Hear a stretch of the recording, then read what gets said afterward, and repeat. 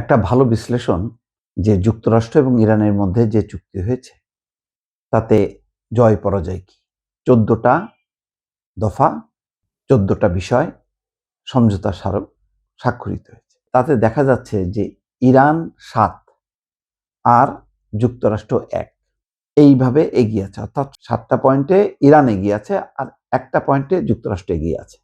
স্মারকে যদিও দুই পক্ষই তাদেরকে বিজয়ী ঘোষণা করছে, স্মারকের 14টি দফার দিকে তাকালে এই দাবিকে পুরোপুরি অগ্রাহ্য করার উপায় নেই। দুই পক্ষই কিছু ক্ষেত্রে জয়ী হয়েছে। প্রশ্ন হলো পাল্টাপাল্টি জয়ের ব্যবধান কত। এই হিসাব যখন করা হবে তখন মুদ্রার উল্টো পিঠ হিসেবে পরাজয়ের ব্যবধানও সামনে আসবে। যাই হোক, এখন 14টি দফার মধ্যে বলা হচ্ছে 2 নম্বর, 4, 5, 6, 7, 11 এবং 14 নম্বরে এগিয়ে আছে। একটা পয়েন্টে শুধু এগিয়ে আছে যুক্তরাষ্ট্র, সেটা হলো যে 8 নম্বর দফায়, যেখানে বলা হচ্ছে ইরান পারমাণবিক অস্ত্র সংগ্রহ বা কেনার পথ থেকে দূরে থাকার বিষয়ে সম্মত হয়েছে। ইরান পারমাণবিক অস্ত্র তারা সংগ্রহ করবে না এবং কিনবেও না। একই সঙ্গে যে সমৃদ্ধ ইউরেনিয়াম মজুত আছে সেটির ব্যবস্থাপনা নিয়ে উভয় পক্ষ আলোচনা করতে রাজি হয়েছে। তার মানে রাজি হয়েছে, এটা নিয়ে আলোচনা হবে, তারপরে সিদ্ধান্ত হবে। অর্থাৎ 28শে ফেব্রুয়ারি সেই আলোচনাটাই চলমান ছিল, মাঝখানে যুদ্ধ হলো।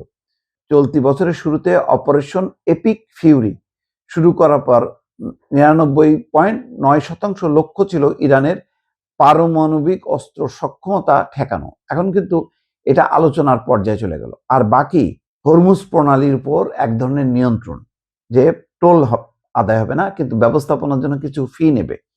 এবং সেখানে বলা হলো ইরান এবং ওমান আলোচনা করে ঠিক করবে। তার মানে হরমুজ প্রণালীটার নিয়ন্ত্রণটা আসলে মানে ইরানের কাছেই থেকে গেল।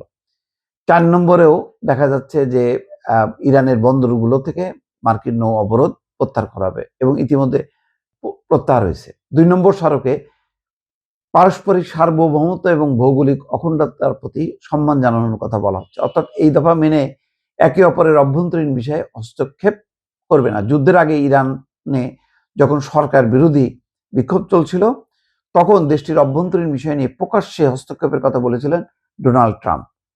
এখন আর এই মানে স্বাক্ষরিত চুক্তি অনুযায়ী এখন আর এটা বলা যাবে না। আন্দোলনকারীদের সহায়তা দিতে চেয়েছিলেন, ইসলামিক শাসন ব্যবস্থা বদলের লক্ষ্য ছিল তার। এখন এটা নিয়ে আর কথা বলা যাবে না। 4 নম্বর দফায় ওই অবরোধ প্রত্যাহার করা। 5ম দফায় হরমুজ প্রণালীর কথা বলা হচ্ছে। সবচেয়ে বড় কথা হলো 6ষ্ঠ দফায় আছে ইরান পুনর্গঠন এবং অর্থনৈতিক উন্নয়নের জন্য $300 বিলিয়ন পরিকল্পনা, যেটি তৈরি করবে যুক্তরাষ্ট্র এবং আঞ্চলিক অংশীদাররা। চূড়ান্ত চুক্তির 60 দিনের মধ্যে এই অর্থায়নের ব্যবস্থা একটা কাঠামো, বিস্তারিত কাঠামো নির্ধারণ করা হবে। যুক্তরাষ্ট্র সব ধরনের নিবন্ধন, ছাড়পত্র এবং অনুমোদন দেবে। তবে বৃহস্পতিবার ট্রাম্প এই $300 বিলিয়ন সঙ্গে নিজের সম্পৃক্ততার কথা অস্বীকার করেন।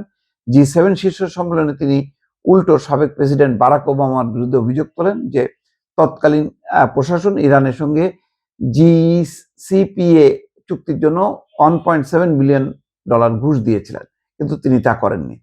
তবে খোদ মার্কিন গণমাধ্যম MS নাও ট্রাম্পের এমন দাবি প্রত্যাখ্যান করেছে। যাই হোক, ইরান পুনর্গঠনের জন্য $300 বিলিয়ন পুনর্গঠন করবে মধ্যপ্রাচ্যের দেশগুলো এবং যুক্তরাষ্ট্র মিলে এটা তৈরি করবে। এবং গুরুত্বপূর্ণ হলো যে তার জব্দ সম্পদ ফেরত পাবে এবং নিষেধাজ্ঞা প্রত্যাহার হবে। তো সবগুলি মিলায় যেটা দাঁড়াচ্ছে তাতে বোঝা যাচ্ছে যে দাবি আদায়ের ক্ষেত্রে যে পরিমাণ ইরান এগিয়ে গেল, যুক্তরাষ্ট্র কিন্তু সেটা করতে পারল না। বরং যেটা হচ্ছে যে সকল ফ্রন্টে যুদ্ধ বন্ধ করতে হবে। তার মানে ইরান তার মিত্র শক্তিগুলোকেও এখন রক্ষা করার সুযোগ পেল। লেবাননের হিজবুল্লাহ, ইয়েমেনের হুতি এবং ফিলিস্তিনের হামাস এবং ইরাকের যে সশস্ত্র গোষ্ঠী। অর্থাৎ কোনো ফ্রন্টেই ইসরায়েল যদি আঘাত না করে, হামলা না করে, তাহলে তাদের সাথে ইরানের সম্পর্কটা আবার পুনঃস্থাপন করা, তাদেরকে শক্তিশালী করার একটা সুযোগ পেয়ে গেল। তো এইসব কারণে কিনা জানি না, হঠাৎ করে কিন্তু যে খবরটা আসলো গণমাধ্যমে, তাতে দেখা যাচ্ছে যে আলোচনা কিন্তু স্থগিত হয়ে গেল। মানে এ পরবর্তী সমঝোতা পরবর্তী আলোচনা যেটা হবার কথা ছিল শুক্রবার থেকে, আজকে থেকে সেই আলোচনাটা স্থগিত হলো। বাতিল করেনি, যুদ্ধবিরতি নিয়েও এখন অনিশ্চয়তা তৈরি হলো, কারণ নৌ অবরোধ প্রত্যাহার হয়েছে, হরমুজ খুলে দিয়েছে, কিন্তু আমেরিকা যতক্ষণ না পর্যন্ত আলোচনায় না বসতেছে ততক্ষণ পর্যন্ত নিশ্চিত হবে না যে যেই চুক্তিটা স্বাক্ষর করলো সেই অনুযায়ী দুই পক্ষ চলছে। বিশেষ করে আমেরিকার এখানে ভূমিকাটা সবচেয়ে গুরুত্বপূর্ণ।